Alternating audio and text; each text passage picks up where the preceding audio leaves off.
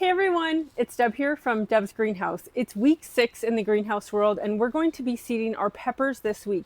We get a lot of questions about what week or when we should be seeding our annuals, and peppers take a long time. They're very slow to germinate.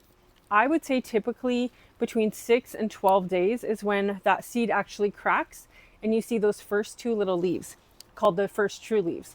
So we're going to show you how we do things. I get a lot of questions about seed storage, and I organize my seeds in Ziploc bags. That way it is waterproof if we're moving it around out here. But I also organize them by type. So peppers 2026 week 6 is how I've labeled that. And in my house I have a cold room. I keep my seeds in my cold storage. If you don't have cold storage, use a refrigerator. So they're all organized in here. Now, when it comes to seeding, I have a very detailed spreadsheet for everything that we seed. And we're going to start with candy cane red. So I've got a tag for that. I've checked that the seed is here. It's arrived, or I have it in stock, and how many I'm going to seed and what size of tray. So I know I have a whole bunch to seed in like a 100 tray. And we fill this with seedling soil. I've wet it down. But before we start seeding, what we're going to do is I'm actually going to dibble this, like put a depression with my fingers in the center. We want to make sure that seed goes in the center of the little seedling tray, because it's going to get consistent watering and moisture around it. It's really important for our seeds to have consistent moisture.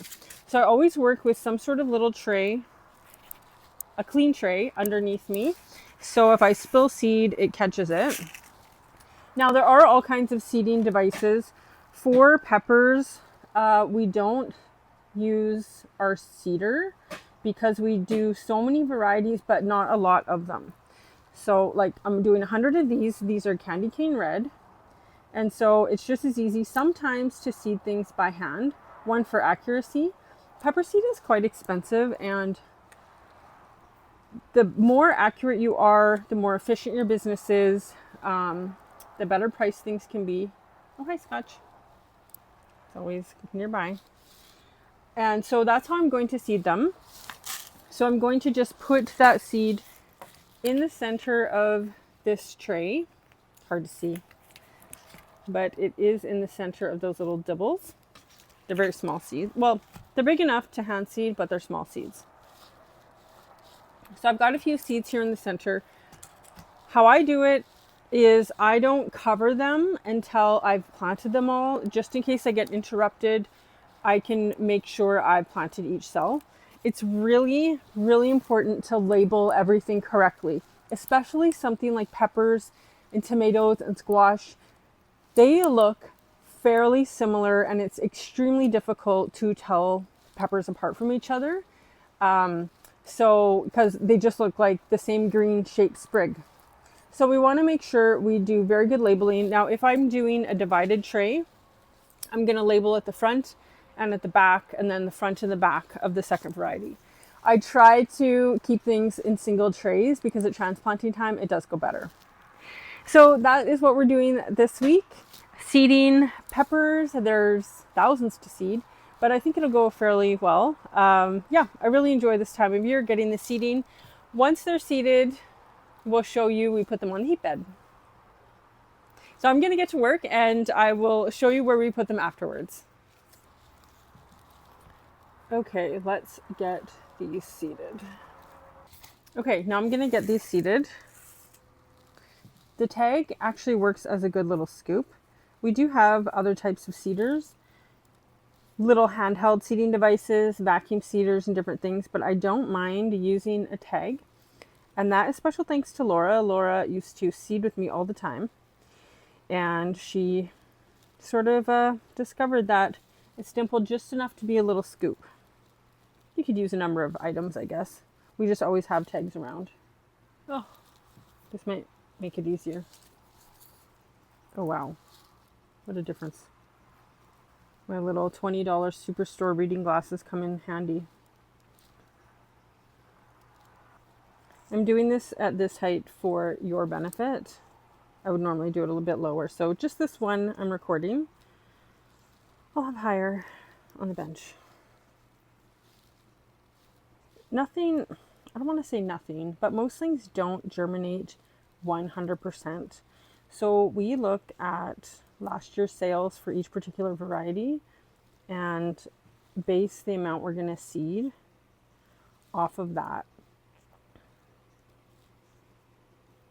So some varieties I need 25 of, some varieties I need 200 of. Just depends on the popularity.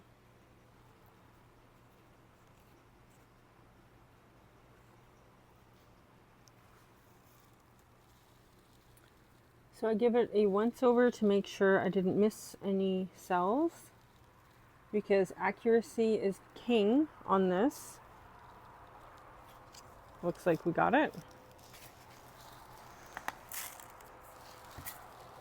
I'll put that back in the bag right away. Perfect. Okay, that one is done. Now we have the tray. I have the tray fully seated. Now we're going to cover this up.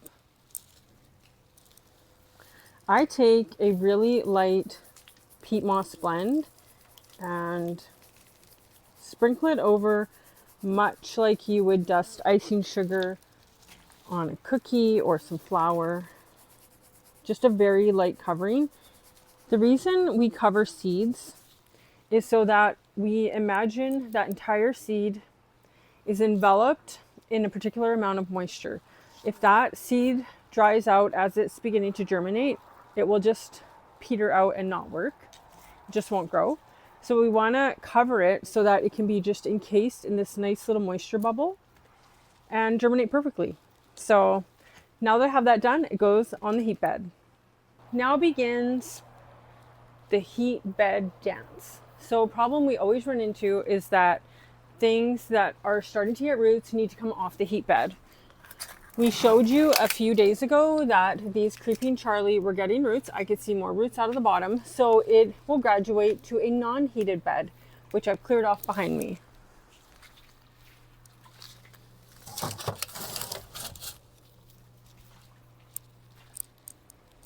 So what happens now is basically every day I come out and check what has enough roots.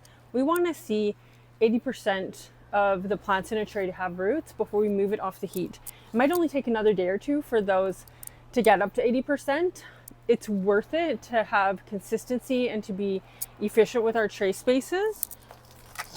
So I'm going to give everything I think is ready a check by pulling it out and looking to see if it's developed roots. Again, sometimes you look under the bottom and you see little baby roots coming out all over the place. So I need to make room for the peppers. This we talked about last week was our warmest bed for germinating. And so I want to put the peppers in here. The cool thing about seed trays is you can actually stack them. So I don't just put them straight on top of each other. I sort of crisscross them a bit.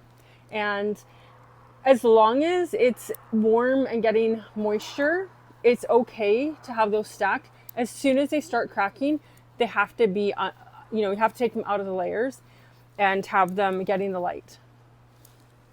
Our Hillier Sunburst Lysimachia is getting roots, just starting. Now that's exciting. Little baby roots, but that's okay. So once things start developing roots, we move them to the regular bench, which is not heated, doesn't have underheat like these do. And we actually let them start drying out. That draws the root to the bottom of the little plug, and that's what we want. Our Ageratum is also developing roots. Look at that, lots of little roots on these. I also took a notice, maybe you can tell from the video, but there is a lightness in the center. So the new growth is a lighter shade of green than the rest of the cutting. That is an indication of a calcium deficiency. So here in Alberta where we live, we need to add calcium to our water until about April 15th, usually, sometimes April 20th, depending on weather. Because we have lower light levels this time of year, our plants are lacking calcium, even with our fertilizer regime. Now, if you're mixing a stock tank, you can't mix your calcium in your fertilizer.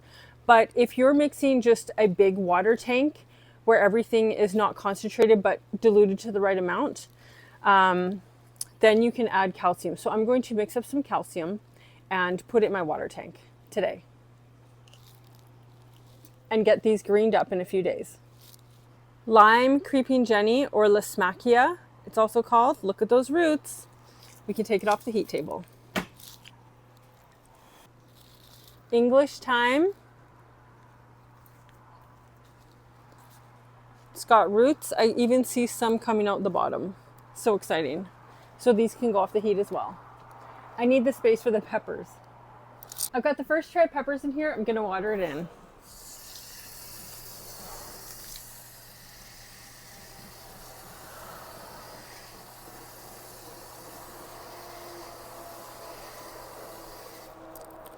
I like to give it a good soak, but with a really light rain shower so it doesn't displace the seeds from the center where we want them. Now I just got to finish the rest. I have all the peppers seeded, and we've got 2 new varieties we're adding to the collection of peppers. This is pepper Buena Mulata, and it looks like a hot pepper, but it's purple, so that looks really interesting. And then we've also added the Tabasco pepper, so the pepper to make Tabasco sauce.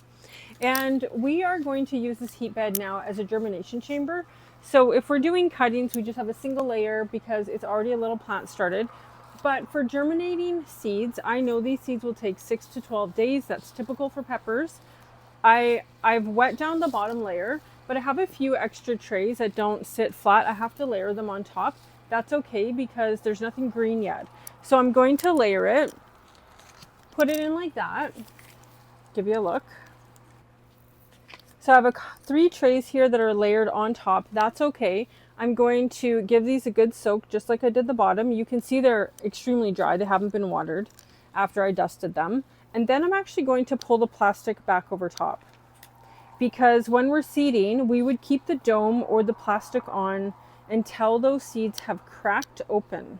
As soon as they crack open, we take the cover off. This prevents us from getting damp off or mold.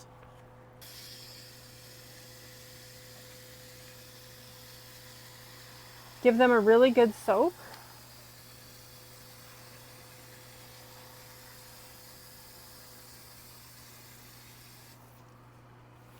The cover is on this heat bed, and I'm going to keep it closed except for checking it every day, watering if needed, and we'll open them up and lay them out once those seeds have cracked. Time to germinate. Thanks for watching the seeding process of the peppers, and stay tuned for more. Bye guys.